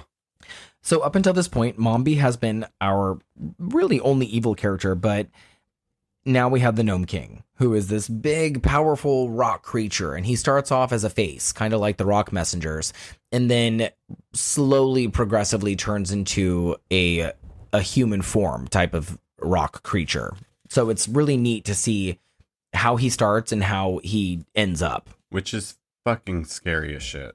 It's really scary. It's really scary. I love all the claymation stuff they do. Oh, yeah. Throughout the whole movie. But the last 20 minutes or so, which is what we're getting into, it's all just done so masterfully. To see the Gnome King in human form, like in rock form, but in human form, is so fucking scary to me. It's frightening. Yeah. And then when you find out that he actually has the ruby slippers and has been wearing them, that like some fucking weird ass drag queen. It scares me even more because now it just changes everything for me. Now I'm like, this guy can be a woman, a man, he can be whatever he wants. There is no, like there is no he or she, like there literally just exists. It's just a mountain of rocks, and honestly, it can be female or male. Yeah, that's a really good point. Yeah, like, what is a rock? About that. A rock is nor female or male. Yeah. Wow. What a deep dive. Or a stone. I never even thought about that. So that's still a few minutes away. We didn't talk about how the ground splits open from where they've all landed and swallows Dorothy. And she has taken along this visually stunning journey where all the gems and stones and emeralds have been taken. And the Gnome King gives this voiceover and explains that he was tired of all of his precious stones being mined by the residents above and has held the Scarecrow responsible for it. Fucking brilliant writing. Hello. It's so nuts. Isn't that fucking amazing? Like, we're off to see the wizard. No, we're not. Because it's true. How did Emerald City get built? Like, somebody had to suffer. And here's the Gnome King all pissed off. Yeah, they took from him, so now he has taken back. He's paying back, and can we be angry? But like, he's just doing it in the wrong way. But can we be angry at him? I mean, I don't think so, because I think that I would probably be the Gnome King in this situation. Give me back my jewels, bitch. Yeah, it's such a gay movie. My ruby slippers, girl. This is so gay. I remember being little and being like, he's wearing the shoes. And it does need music. Yeah. Oh, God. A disco little break. That's awesome. So what's the point in wearing these ruby slippers? Oh. Ruby slippers. Ruby. Dorothy. That's awesome. Dorothy has a brief interaction with the Scarecrow, by the way, but then he is turned into an ornament by the Gnome King, who at this point is getting more human. Dorothy has a comeback line for him. She says to the Gnome King, they were there when he came. The Gnome King offers Dorothy and her friends an opportunity to go into this room of antiques, put their hand on an item, say the word Oz. They have 3 chances to do this, and hopefully whichever item that they have put their hand on will become the Scarecrow. Yeah. Like, it's a weird, fucked up guessing game. And he's giving all of them the chance to go in and do it. So he sends in the Gump first, and then he sends in Jack Pumpkinhead, who has Billina inside of his head, by the way, because everybody thinks the chicken has disappeared. Yeah. But Billina's just hiding. And then he sends TikTok in. So it's just him and Dorothy. And when TikTok is in, he ends up guessing a couple of times, but then his action winds down. We didn't talk about this. There's like knobs and stuff on the back of TikTok that make him function. Yeah, thank you. Kind of like you right now. Let me wind yours up. Yeah, there's a one that does his thought process and another one that does his moving, action and talking. Yeah, his actions run down. The Gnome King gives Dorothy the option to go in and wind him back up, and then they can guess together. Right here, let me chop this moment real quick before we move on from it, because it's the most important part of the movie. Why? Because this is, like, if you pay attention to what happens during this moment when TikTok loses it, like, there's such a beautiful growing fucking moment from this whole thing that is like perfect for mental health. And I was just like, this is so genius. Whoever fucking wrote this or whoever put this in is amazing. Because Jack Pumpkinhead says to Dorothy, if his brains ran down, how can he talk? It happens to people all the time. I fucking love that. Like, Yeah. I fucking love that. Like, that is like, you slap that shit on a t-shirt or a fucking sticker, and it happens to people all the time. It's so true. Like, I cried, like, when I see that moment. Like, a little tear just sheds from my eye, and I'm just like, oh my gosh, it's so true, because this happens to people. This movie has little blurts of just secrets of how to get through life if you pay attention to it. And this is like the most important one, is listen to this little message. It's so important. It's funny because you bring that up. In the first one, Dorothy has a conversation with the Scarecrow about how can you think or talk when you don't have a brain? And Dorothy says people do it all the time. It's fucking, it breaks everything. It's like, oh my gosh, this movie has hidden messages like on how to get through life, you know, and deal with all this mental health that is literally we have to dodge every single day. It's very educational. All the secrets are there. Yeah. So, sorry, go ahead. It's beautiful. Proceed. No, you're right. This, I think that can piggyback off of when she goes and helps TikTok wind up again. You're under the impression, because he says it, that TikTok has no like ability to feel or have emotions. Yeah. And in this part, he cries because tear. he's so disappointed in himself that he can't figure out like why he's not able to get any of these antiques to turn into the Scarecrow. Like, he only has one guest left. He's scared and he doesn't want to upset Dorothy. And so his plan is watch what I put my hand on and see what it is. So you can at least have an idea of what not to guess on or what to guess on. And see what you just said right there is like, it shows you how quick his brain reacted again. Like, he thought about that so quick. Like, Dorothy, there's nothing we can do, but you can watch me turn into something, and then you can guess what I turned into and guess what everything else is if you see what I turned into. Yeah, it's really beautiful. It's such a beautiful moment. And I prefer her relationship to TikTok than I do to any other relationship she has in either the first movie or this one. I think their relationship is so powerful. Yeah.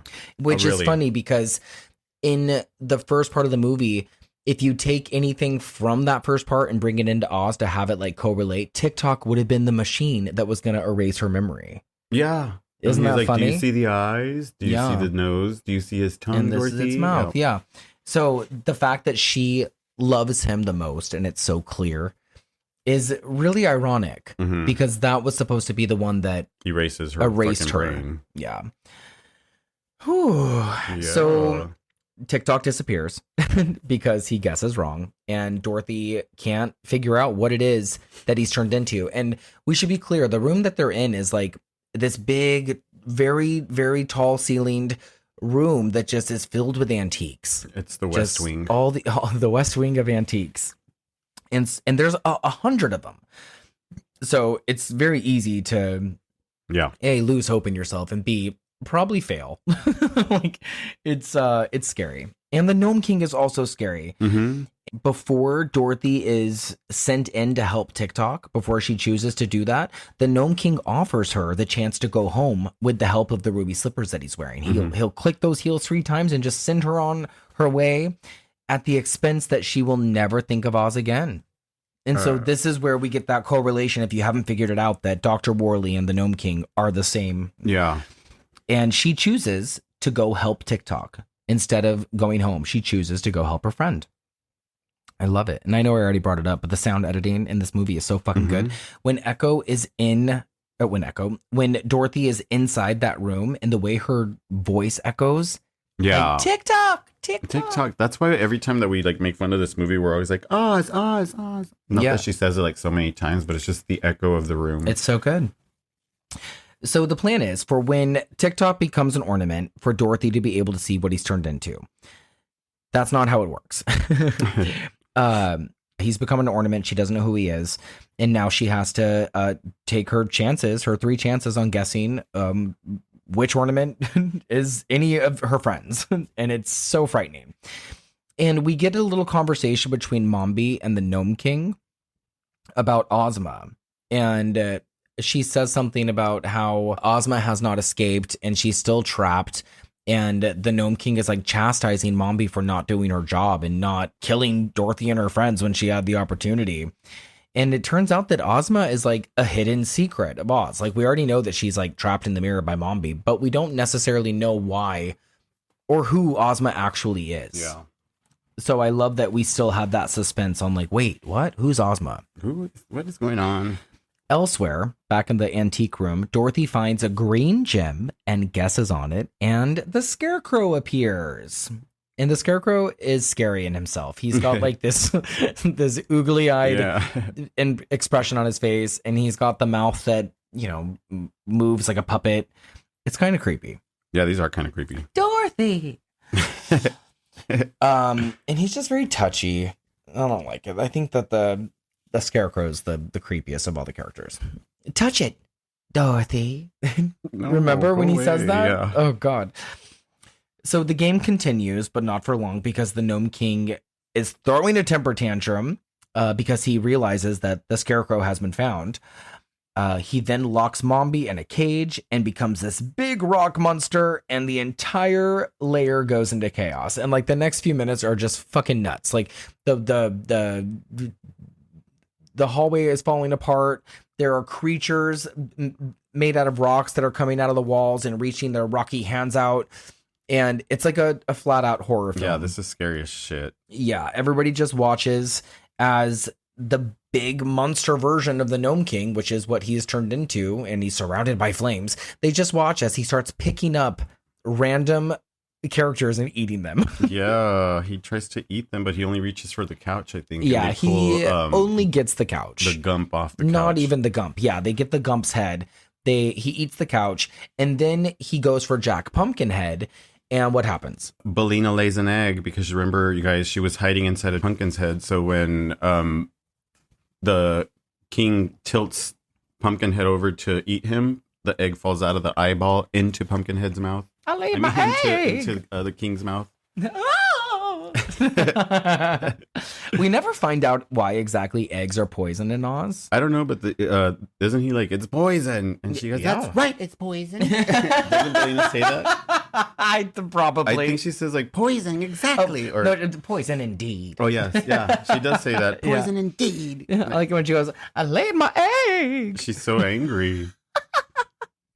I don't know if we ever question it, though. Like, we're just led to believe that eggs are poisonous, and they are.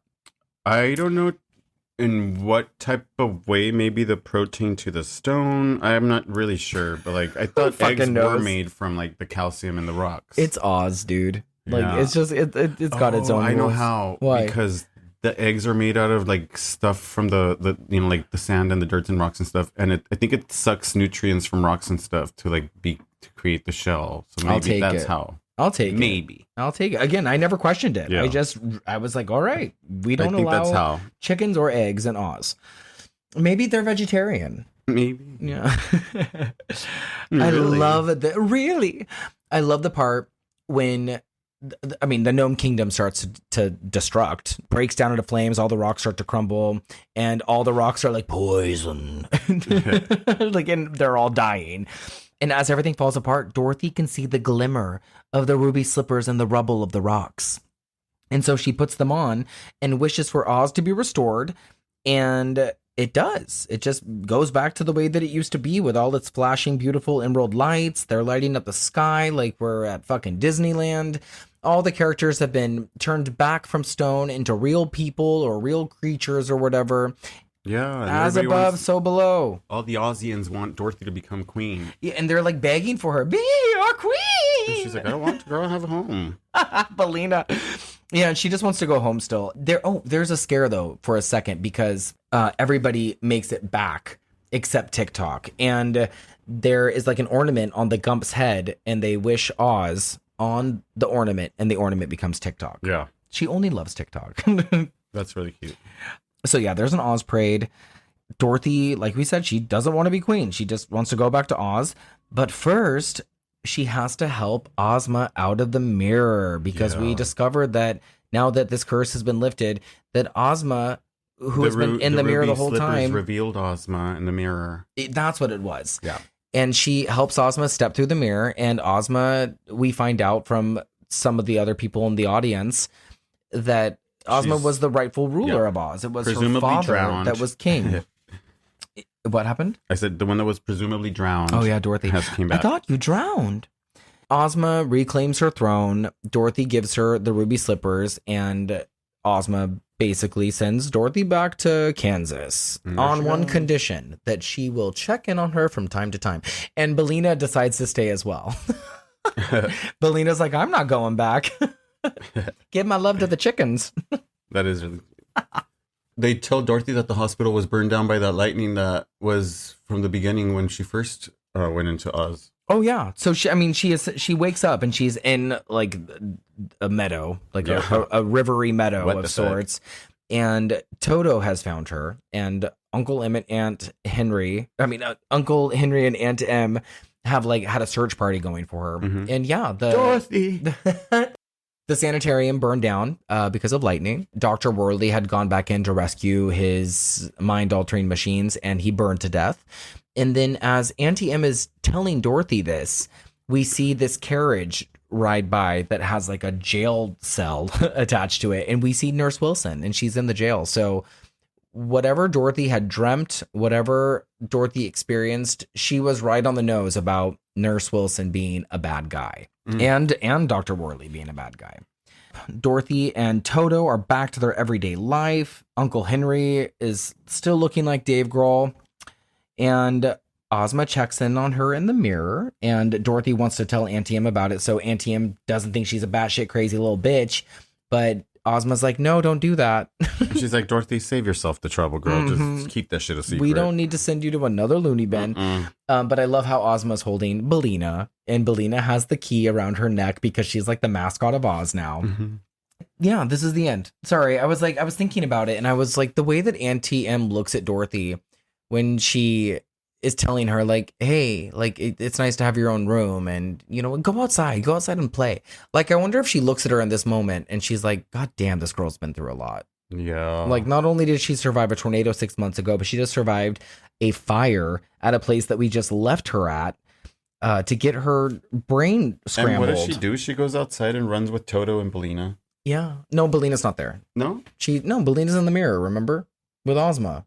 Billina stayed behind. Oh, you're right. Yeah. She's like a little queen now, like a little princess chicken. Billina's princess chicken. Yeah, because she lays eggs and now she protects the land. I love it. Honestly, she's like her soldier. Yeah, That's she pretty really dope. is.